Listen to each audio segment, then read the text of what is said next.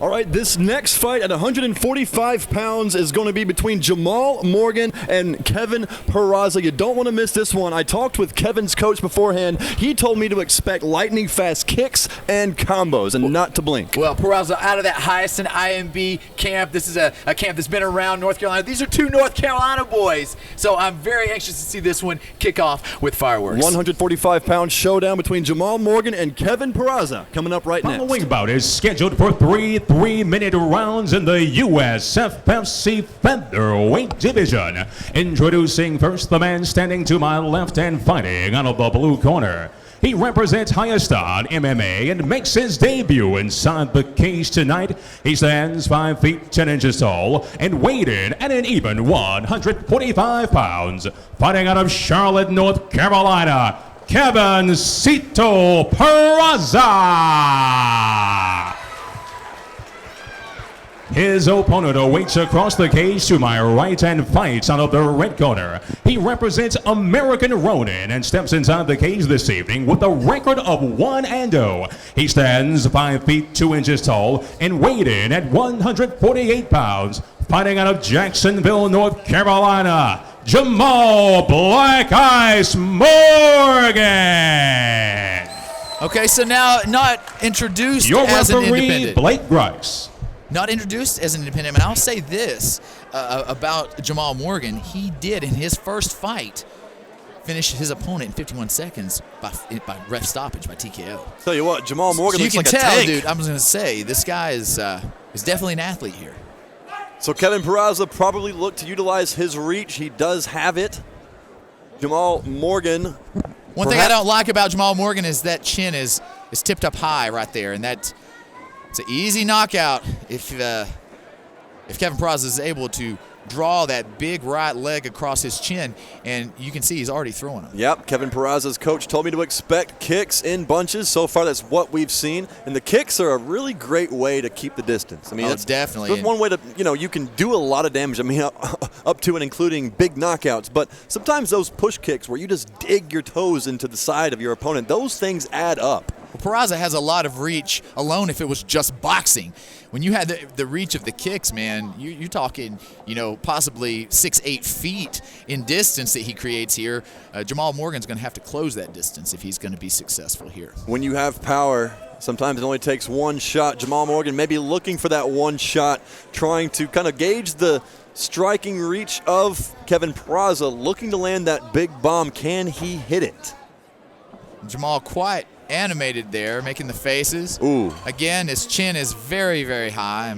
That leg kick looks pretty painful. Me. Another one. That wasn't a leg kick there, Matt. That was something else. It did look painful, though. And, this is the second fight of the night, and whoops, more of the same. I think Kevin Peraza, looks like he's not too devastated by this. I'm sure it hurts more than you and I could imagine at this point in time. Oh, I can imagine. This is the point in time where I love being in the broadcast booth, where I don't have to go through any stuff like that. Fight TV, Go Fight Live.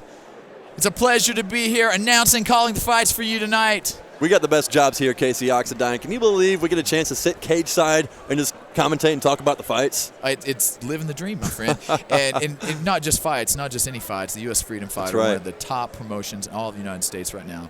One of the best regions for mixed martial arts here in the Southeast, Greenville, Spartanburg area. Big, big numbers here tonight. Thanks to everyone tuning in and everyone in attendance. This fight continues.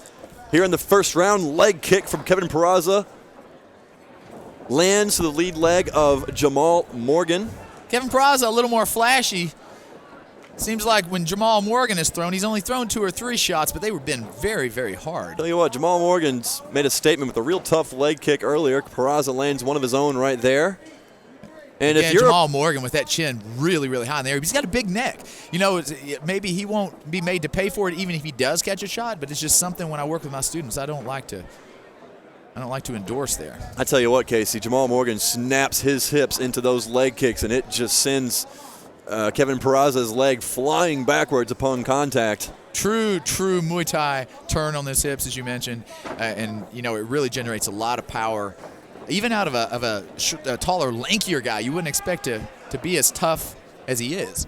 just at first glance. Lots of feints happening, both trying to throw their opponent off, create an angle, make a mistake where there wasn't one beforehand. And, that's an incredible game of cat and mouse that takes place right here. Maybe the untrained eye doesn't always see it, but this striking back and forth between these two guys, extremely technical, extremely scientific. Well, we are moving into the last 20 seconds of the first round, and really, Kevin Peraza, he's not landing anything super significant, but he's been so much more active. Jamal Morgan's really only thrown 3 or 4 shots, and you can't win with that work percentage, with that work rate. If you're going to be a counterpuncher, you have to counterpunch. And at some point in time, Jamal Morgan will have to up his volume of strikes if he wants to convince the judges he deserves to win a round.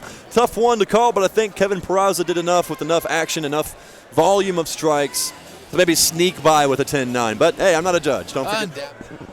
Two-time UFC referee, current two-time UFC referee Blake Grice giving a warning of timidity to both fighters. What that means is that they need to crank up the action or he'll deduct a point.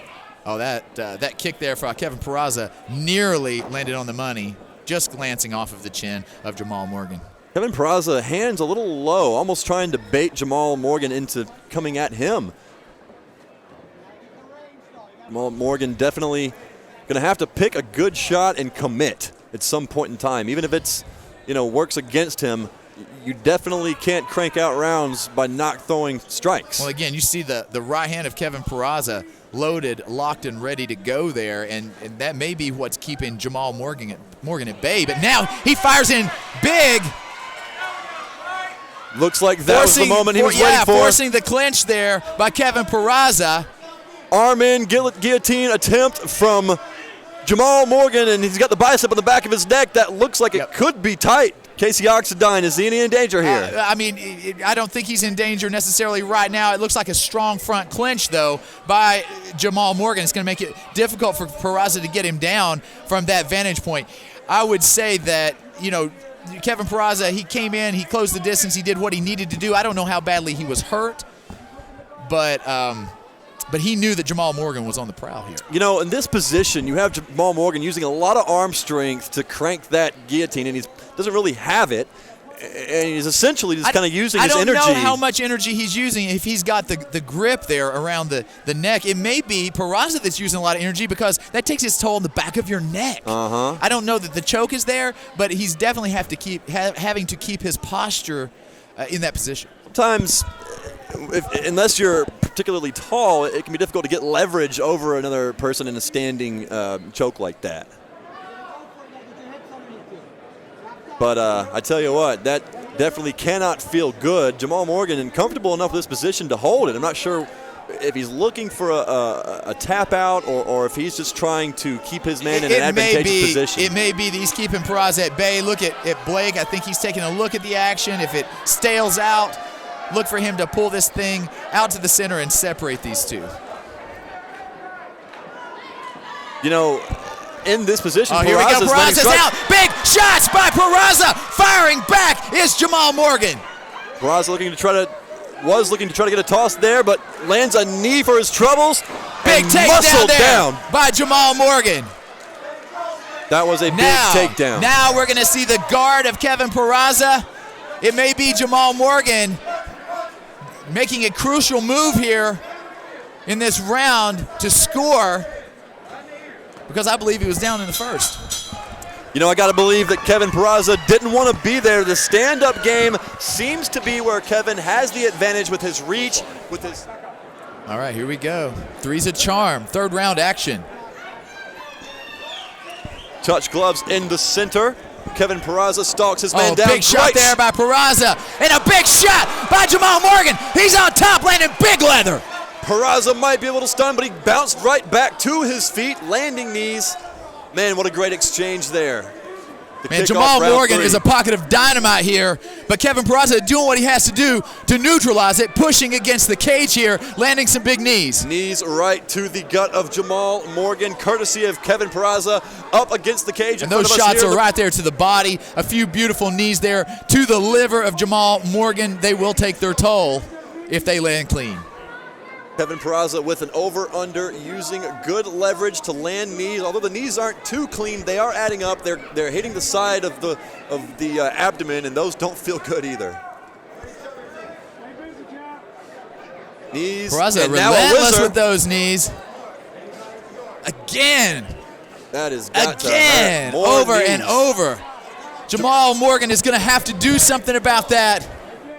Because not only are these scoring, those are big power points in the bank. They take their toll. They hurt. Jamal Morgan's got to figure out a way to improve this position, get his back up off that cage. Blake Grice calling for work, and the knees keep pouring in from Kevin Peraza here in the deep waters of the third round. A minute and a half remains at a 145-pound matchup between these two warriors. Tied up on the cage, Jamal Morgan bringing up his lead leg. Oh, that was a bit low. I heard that, and actually I saw it as it happened. Yep. It hurt me.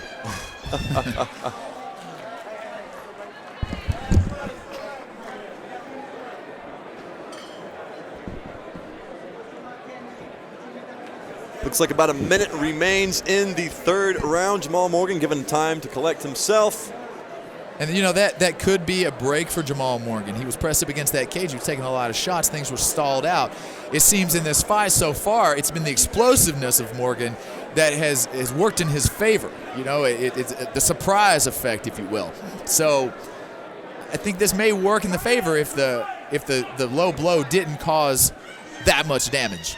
Tell you what, Morgan might possibly be down on the scorecards, but when you've got power like this guy, you only need a few seconds to finish this fight. Well, he caught that kick and he landed that big counter right, got on top, landed a few shots, but then it was immediately Kevin Peraza that closed the distance, and now it looks like Jamal Morgan on the prowl here. Stiff right straight from Jamal Morgan finds its mark, but Kevin Peraza bounces right back with spinning kicks, undeterred. We got What less than a great minute fight. in this round. I'm anxious to see what happens here. We've seen in the past between these two that anything can happen. 40 seconds of action remain here in this fight. No. Leaping kick from Jamal Morgan. Which man wants it more? Who has the gas in the tank to finish this one? Oh, that was a big stiff right hand. Glanced somewhat. Peraza looking for the takedown. Look at that. A cartwheel, if you will, into a takedown completion for Jamal Morgan. That could be a game changer as well. I tell you what, that was an incredible sweep. Peraza did not see that one coming. Now Jamal Morgan finds himself finishing off the fight on top, landing bombs. Is this enough for the judges to lean his way? Seconds remain in this fight. It has gone to the judges' scorecard. Very close fight here, and it's going to be hard for the judges not to remember that beautiful cartwheel that we saw there into the top position. Ladies and gentlemen, we go to the judges' scorecards for the decision. Judge 1 scores this bout 29-28 for Peraza. Judge 2 scores the bout 29-28 for Morgan. Judge 3 scores this bout 30-27 in favor of your winner by split decision, Kevin Cito Peraza. You know, the split decision was not surprising, and you can't argue it either way. Peraza was definitely, he took the first round. Number 2 was up in the air. You know, I may have given Jamal Morgan the third simply because of the 2 takedowns.